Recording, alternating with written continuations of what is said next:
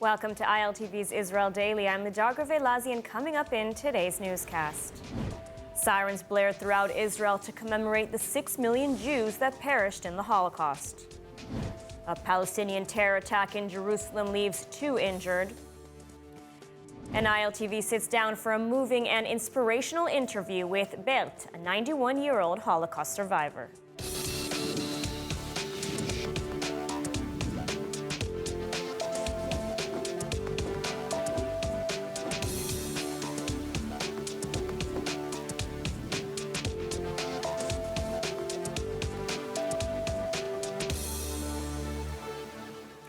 Today was Holocaust Memorial and Remembrance Day, a special day in the calendar when Israel pauses to remember the 6 million Jews who perished in the Holocaust. Memorial ceremonies were held throughout the country, remembering and also honoring the 147,000 survivors living in Israel today. ILTV's Steve Leibovitz reports. Israel stood as one this morning at 10 a.m. as a 2-minute siren wailed across the nation to commemorate the 6 million Jews murdered by the Nazis during World War II. Pedestrians stood in place, buses stopped on busy streets, cars pulled over on major highways, and drivers got out to stand on the road with their heads bowed. The official state ceremony today, marking Holocaust Martyrs and Heroes Remembrance Day, took place at the Yad Vashem Holocaust Museum in Jerusalem. President Herzog, Prime Minister Netanyahu, Knesset Speaker Ohana, Supreme Court President Chayut, and several Holocaust survivors laid wreaths at the monument commemorating the 1943 Warsaw Ghetto Uprising. The annual Unto Every Person There Is a Name ceremony was held at the Knesset, with participants reading out the names of those who perished in the Holocaust. Ceremonies took place throughout the day and across the country at municipal buildings, schools, and Holocaust memorials. Speaking at the opening commemorations for Holocaust Remembrance Day, Prime Minister Netanyahu said that Israel and the Jewish people still face existential dangers even today. ניצחון העתיד מחייב נחרצות תמידית ומאבק חסר פשרות למבקשי נפשנו. לכן אנחנו נאבקים בתקיפות בכל הסכם גרעין עם איראן שיסלול את דרכה לנשק גרעיני. ומאותה סיבה אנחנו נאבקים בתקיפות בשלוחות הטרור של איראן סביבנו. מי שמבקש ללפות אותנו בטבעת חנק של טרור ייתקל בתגובה מוחצת. אויבינו ימצאו אותנו עומדים יחד, כתף אל כתף. הם יגלו שוב את הכוחות העצומים שטמונים בעמנו. The 35th International March of Living took place today with thousands of students from around the world, marching from Auschwitz to Birkenau, the largest Nazi concentration camp complex. Joining the annual march this year were several Holocaust survivors, along with U.S. Ambassador to Israel Tom Knight and his predecessor, David Friedman. So we know the news is fast-paced, and we want to let you know that ILTV's new app is now available. So if you want to stay connected to the latest news from Israel, the Middle East, and the Jewish world, download our app now on all your devices. It's available in the App Store for both Android and iPhone. And on Holocaust Remembrance Day, 2 Israelis were wounded in Jerusalem on Tuesday morning in a terror attack when they were shot at point-blank range while sitting in their car.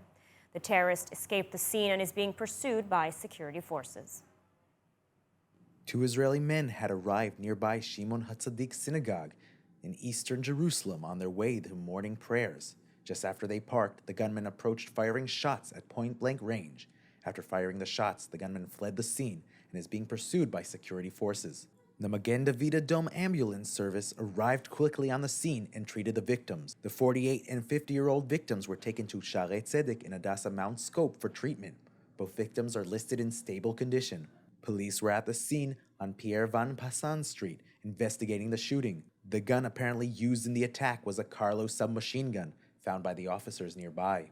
Last night, a female terrorist stabbed a man at the Etzion intersection. A 36-year-old Israeli man was moderately injured in the attack. Security forces responded with live fire, and the attacker was wounded and taken into custody. Palestinian attacks in Israel and the West Bank have left 19 people dead since the beginning of the year, and several more seriously hurt.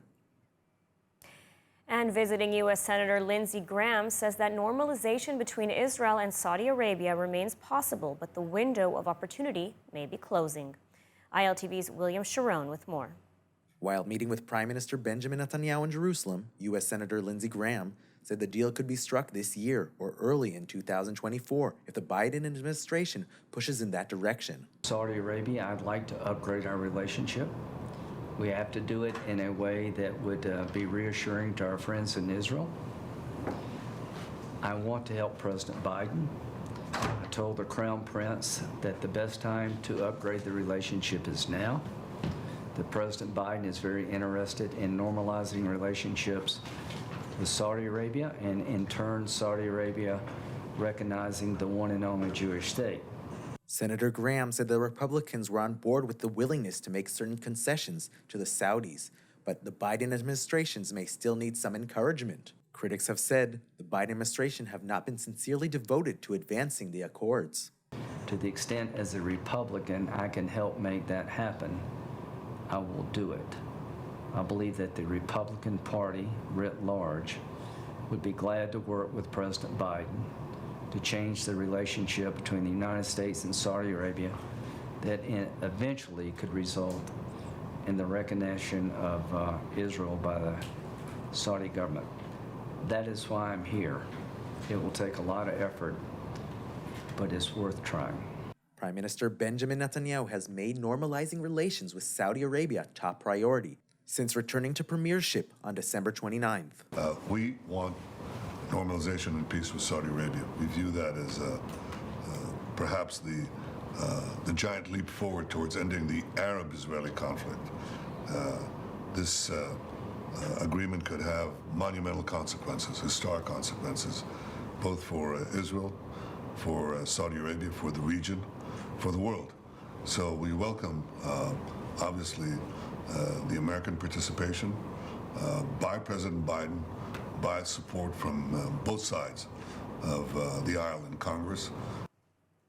And moving on, berthe is a Holocaust survivor originally from France, and she is an incredible and inspiring woman who has dedicated her life to perpetuating the memory of the victims of the Holocaust as well as the memory of the righteous among the nations. I had the opportunity to sit down with Berthe to hear her story of life in Israel and of the importance of keeping the memory alive. Berthe is a Holocaust survivor originally from Lyon, France. When she was just 9 years old, her parents placed her in hiding with Marie Massona, a widow with 3 children who took young Berthe in and raised her as one of her own.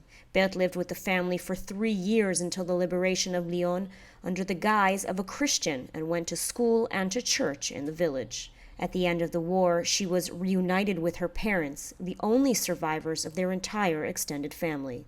Marie Massona was recognized as a righteous among the nations in 1997, and Berthe moved to Israel to begin a new life, with her parents later joining in 1971. When asked if she ever believed that one day she would be able to raise her family and live in a Jewish state, she said she had never imagined such a future. In my darkest hours, I didn't even thought that I will live until, the age I do have now. You see, for me to get to the age of 50, 60, it was wow. I never imagined that there is future. It was so difficult to see future at the time. It was, the future was tomorrow, maybe the day after.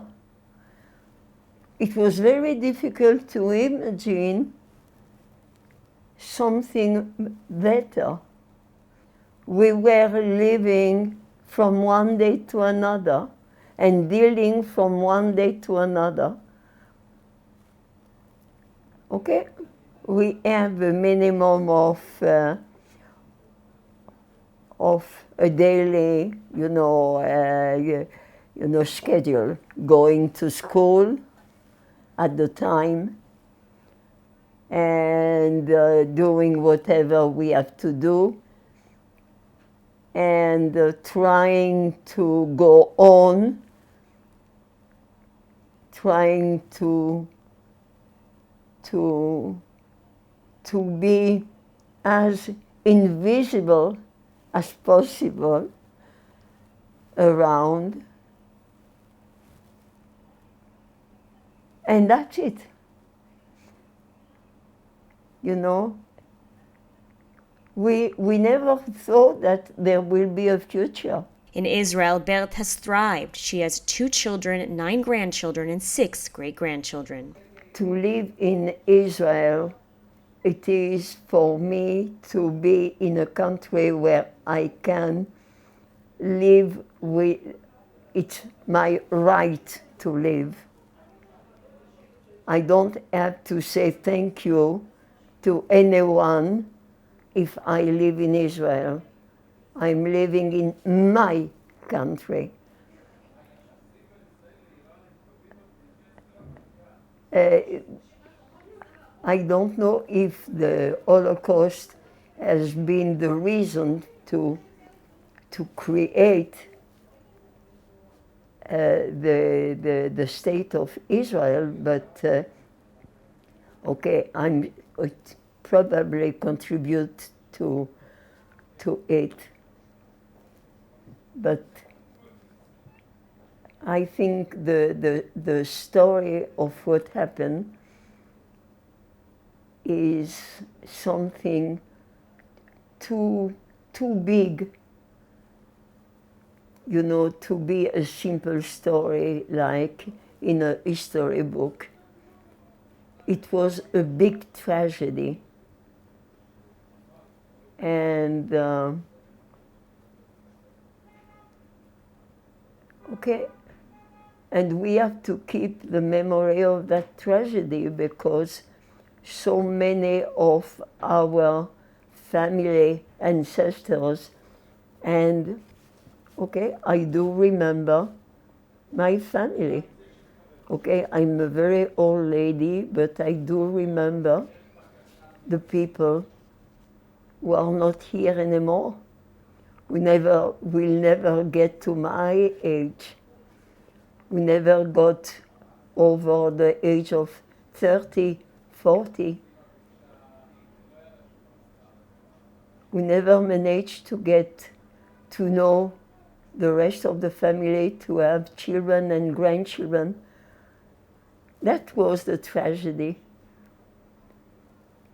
So it's important that that tragedy should not happen once more.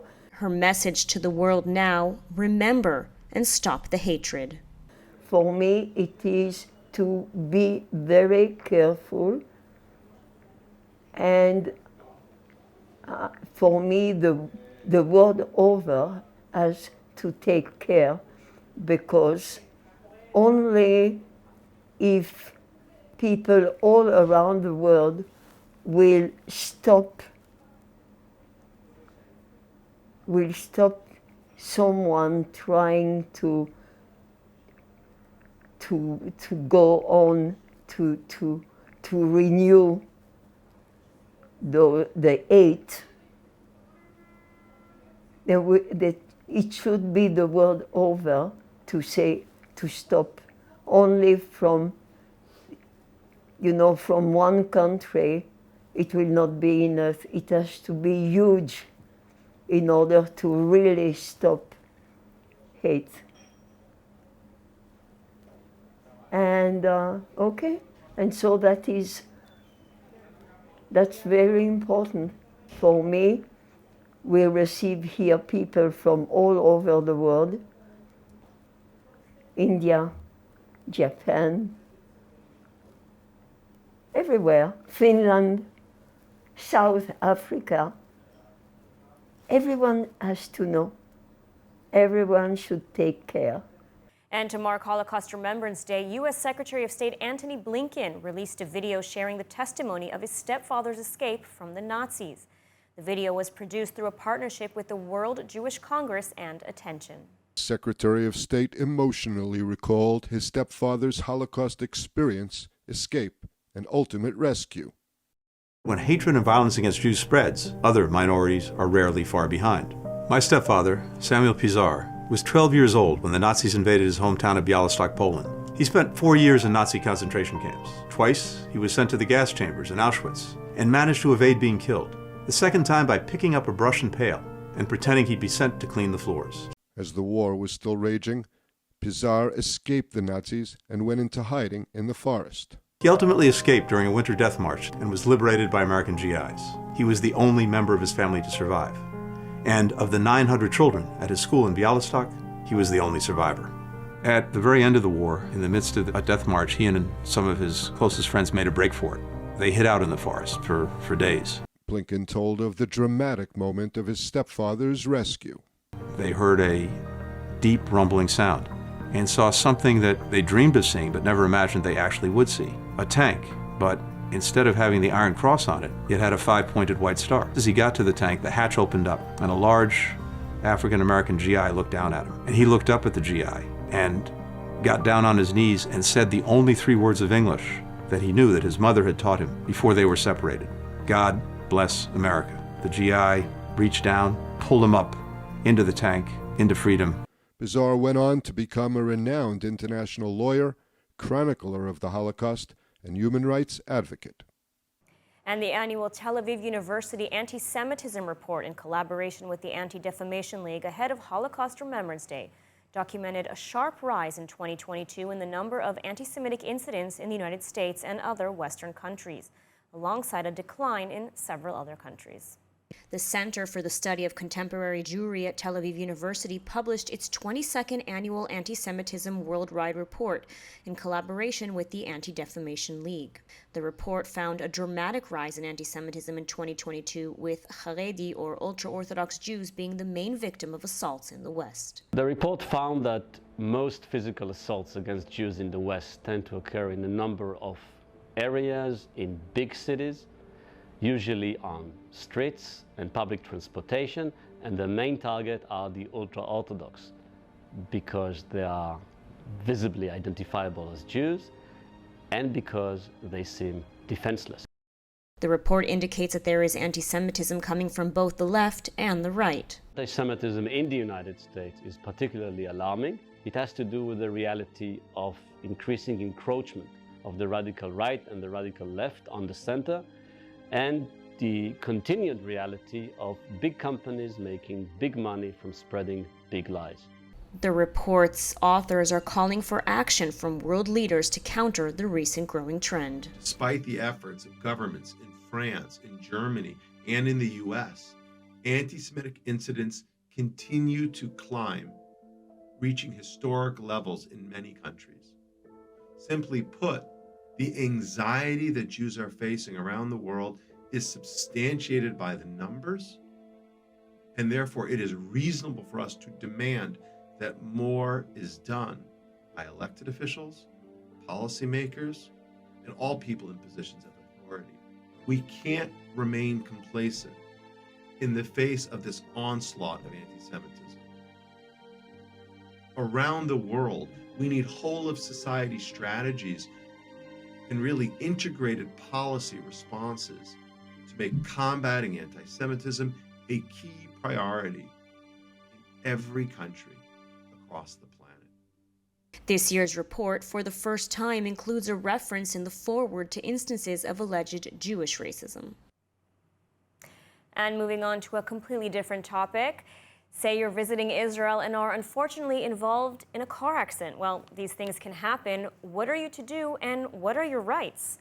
Joining us now to answer these questions and more is advocate Moti Orange, the Vice President of the Department of Traffic Violations of the Bar Association in Israel, and a lawyer at the firm Decker Pex Levy Rosenberg.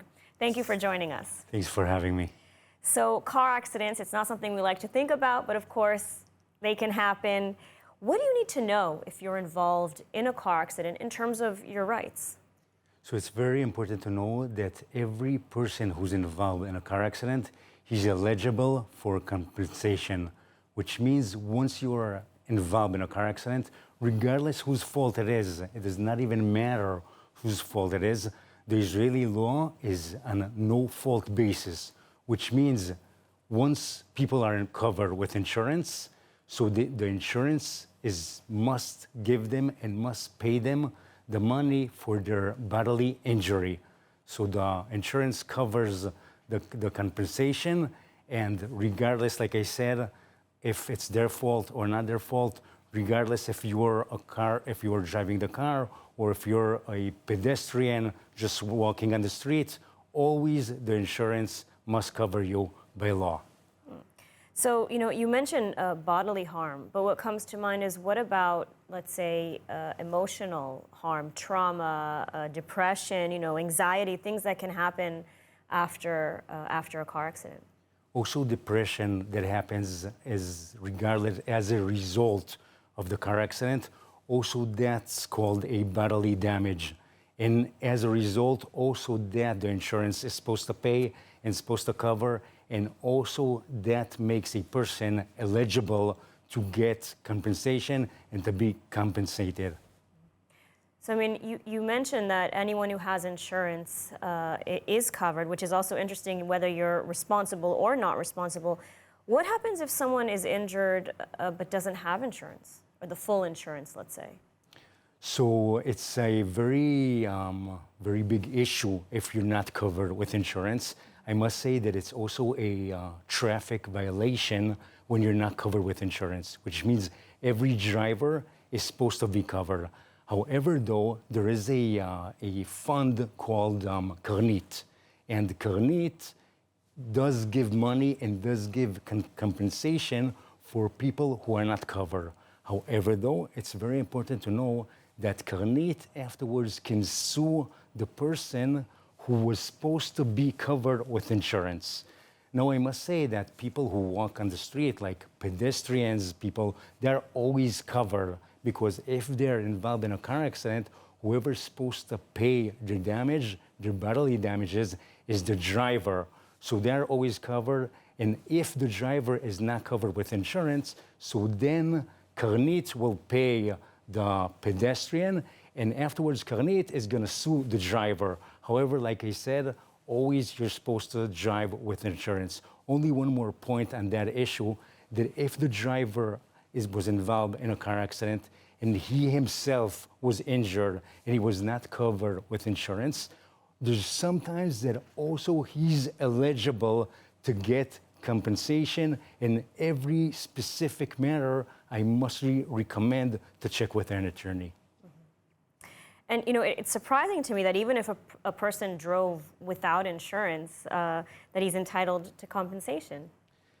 Not only that, but sometimes even it happens that a person who was not covered with insurance even gets more than a person who was covered with insurance. Why is it like that? Because a person who's covered with insurance, by law in Israel, there's the top amount that you can get, you can be covered. However, though, if you're not covered with insurance, there's no top that you can reach. You can sue for any damages you had. However, though, I must say I strongly recommend to drive only with insurance, because it's also a violation by law. And also, you don't want to take the chances by the certain scenarios that you do not supposed to, and you will not receive any compensation. So drive always with insurance. However, though, also if you drove without insurance, please call, check with an attorney, see the situation, and maybe also in that scenario, and also in that case, you're supposed to be compensated. So definitely drive with insurance. And these are very important points to know, to be aware of, that Israel, or drivers here in Israel are eligible for compensation should they, God forbid, be in an accident.